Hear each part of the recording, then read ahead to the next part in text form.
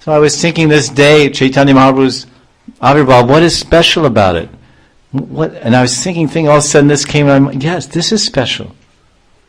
That Krishna, that no other form of Bhagavan, no other form of Purusha became so enamored and so attracted by his prakriti, by his loving expansion, he wanted to take her role, take her place. So this is the amazing sensitivity of Krishna as Bhagavan. He's so interested in his devotees and so much curious to understand the nature of the heart of his devotee.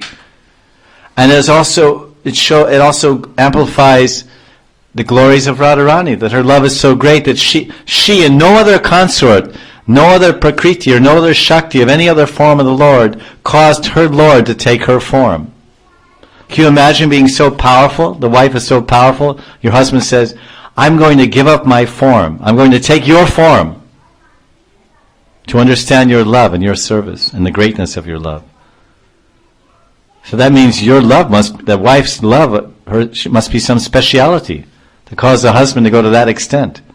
So this Gaur Pranim is actually a glorification of Radharani. It's a glorification of divine love, the supremacy and the exaltedness of her divine love. And that's what's said in this verse. It says, Radha Krishna Pranaya Vikritir Aladini Shaktir Asmad Ekatmana Vapi Bhuvi Pura Deha Bedam Gatoto Chaitanyakyam Prakatam Adana Twadvayam Chaikyam Aptam Radha Bhava Duti Suvalitam Nomi Krishna Sarupam.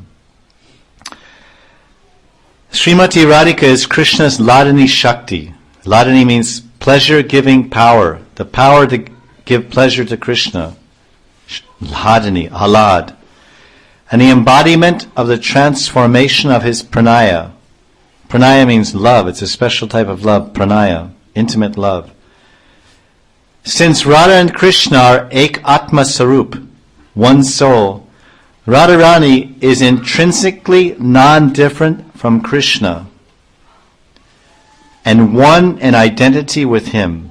However, to enjoy the transcendental pleasure of their loving pastimes, Radha and Krishna have eternally manifested themselves in two apparently separate forms. Now these two transcendental identities, Sevya and Sevak, Vishai Tattva, Krishna, Vishai Prema Tattva, and Ashraya Tattva, have manifested in one Sarup as Sri Chaitanya Tattva. I repeatedly bow down to Sachinandan, Lord Chaitanya, the son of Mother Sachi, who is the Sarup of Krishna and who is adorned with the bhav and complexion, bhav and kanti of Radharani. So Chaitanya Mahaprabhu, Krishna came for these three purposes, to understand the Radha Pranaya Mahima. These are the three purposes why Krishna took the form of Radharani, why Krishna came to this world 525 years ago, for three purposes of his own heart. Three purposes. You want to understand what is the Radha Pranaya Mahima. This is like Hindi. What is the greatness of Radharani's love? That love is greater than me. Her love is so great that I must take her position to understand her love. This day is such a glorious day to glorify Krishna, God himself and his devotee.